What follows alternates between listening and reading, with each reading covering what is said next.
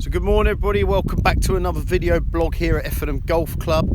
I hope you're all well, and as we can see the sun is out and the sun is shining and it's going to be a glorious week by all accounts. Currently down here on the 9th green, the 9th hole up behind me. Very nice hole this one. So this week, Vert Cutting, the greens and approaches. Plenty of growth still on these places, and we need to thin them out as we've talked about in other videos. The meadow grass has flowered very hard this year. We're doing that through stress, so whether it's the cold evenings we've had, the very stressful start, of course, the very dry couple of months. So there's numerous reasons it could be. Our nutrition rates are on the button where we should be, so it can't be that. So I presume it's other factors. So anyway, bit of a Vert Cutting. Let's get the density out of these greens. Let's get the density out of these approaches. We've got sand going on this week with the sand tracker, another 4 ton, hopefully by the end of the day, or if not early tomorrow morning.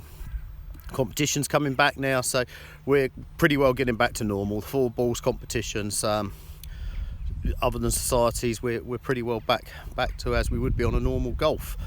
So this week, let's talk about the machinery. See, there's a bare 9 hole behind us. We've got plenty of it, and I'm going to show you what it plays, what roles each machine does. You've probably seen them all out there and been wondering what they do. So this week we'll show you what they do, and their maintenance of them and costs of them and running of them. So it might be a video you find quite interesting. So here at Effingham we predominantly run John Deere fleet.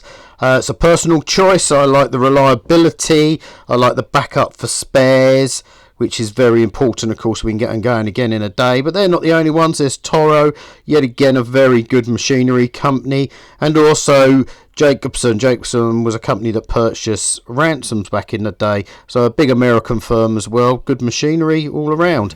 This is Charlie cutting the 9th green for 2500, and in comparison there's the brand new one we had on demo. See the difference between the two machines. We run 5 of these 2500s, 2 for greens and 3 for tees and approaches. Darren on the roller. This is a Toro machine, one of a couple of Toro machines we have on site. Very good machine. Yet again, we run 2 of these for rolling the greens for competitions and just general maintenance, trueness and smoothness of the greens, which is a central part of the modern management. There's young Ollie on another 2500 cutting the surround. So we have 2 mainline ones of these, and we have a 3rd one, the older machine. So the oldest machine always goes down as the Vert Cutting. It puts less hours on it, but it can be brought back in as being a mower just in case we have breakdowns. So we've got great redundancy built in of our fleet of 2500s. Moving on to the bigger machines now, we've got the rough mower, the fairway mower, and the semi-rough mower here. So this is our big area mowers. We run 2 of these fairway mowers, as you can see here. This is the older one. The newer one that currently is in for routine maintenance, and so we run the older one, which is just as good, fully set up, reground and ready to go. During lockdown we purchased the brand new 90 series rough mower. This is the latest offering from John Deere. Strangest handover I've ever had, to be honest with you, and lots of Dettol being sprayed around, but a great machine, 5 unit version, rotary mower. Leaves a super fine cut and can turn out enormous amount of work in one day, and can also be set up to cut semi-rough if it has to, and T-banks.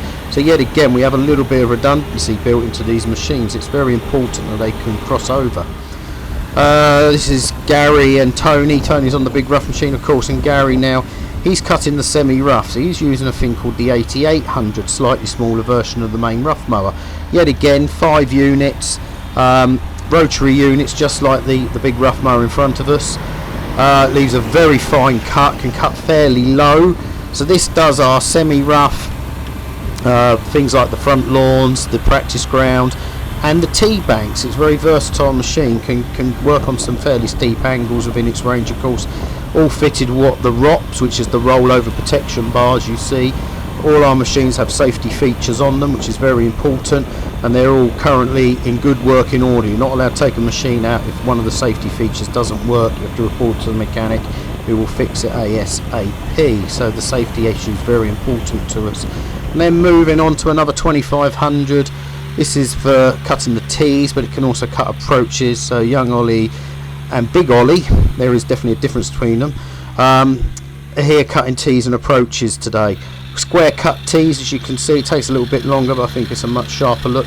This T's not long been scarified that morning or Verti cut, and so it looks a little bit rough, and it will get tidied up with the next couple of cuts. So as you can see, this fleet of 2500 Bs is very important to us, and like I said, the redundancy is most important as well. They multi-roll into different machines. Here's our oldest 2500 cutting, doing the Verti cutting on collars and greens. You can see the difference there, how much grass is actually stood up and removed. So this operation currently with golf now, this is a 3-man operation. So we have the guy operating the Verti cutter. This is wet, so it's a little bit messy at the moment.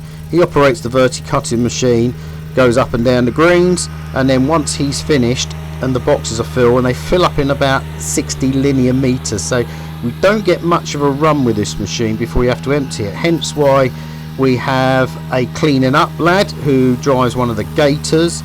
You can see how much stuff is going in the boxes there. Who drives one of the Gators, and at the end of the time when the boxes are full, he then takes it over to the guy with the Gator, and between them they empty the boxes fairly quick, and then the guy can get back on to Verti cutting the greens or whatever we're Verti cutting. We pull out about 1/4 of a cubic metre of debris from each green and surround when we do this, and then it's followed up by the third person who will then run the second greens mower over as a tidy up cut. If we had time then we would put the roller over. That's just showing some of the debris from the surround. So it's quite a lot of stuff we're getting out. Other very important machines I've mentioned before, these are the Gators, utility vehicles they're called. These are used pretty much every day, and we run a small fleet of these, from these smaller ones up until the larger heavy duty ones which are capable of carrying a ton of gear. Very versatile, back lifts up. These very good for hole changing. This is the bigger version, the 2030 version. Put a box on the back, and it's also used for carrying a sprayer, so we have one dedicated to our sprayer.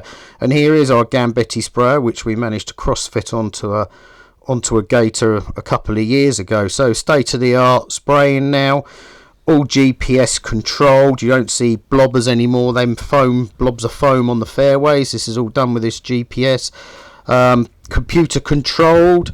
We don't have to adjust the settings anymore for if we want 400 litres, 500, 600 litres a hectare. We already have pre-settings. Press a button and it does it, and it's all from this control arm. There we have the GPS that marks out where we've been.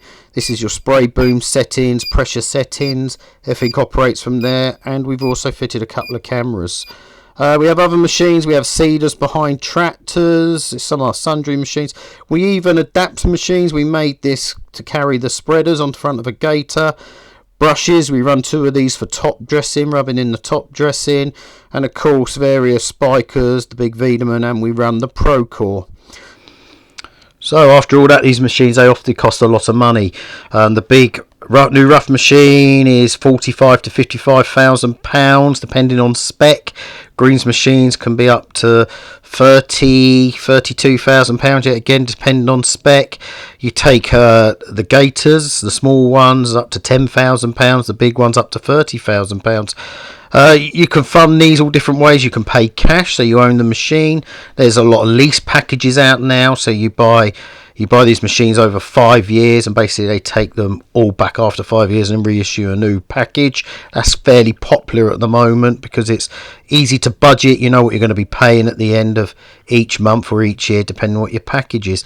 You don't have to run these machines, spare parts and bits and pieces. The average machine you'll probably get 10 years out. It's always nice to swap these things at about 5 years as they wear out, but you get 10 years out. Some of these machines, they're very well made now. As you can see, we work our machines very hard, and they do very well considering how they work. But I hope that enlightened you slightly on machinery and where we are with it, and hope you enjoyed that video, and take care.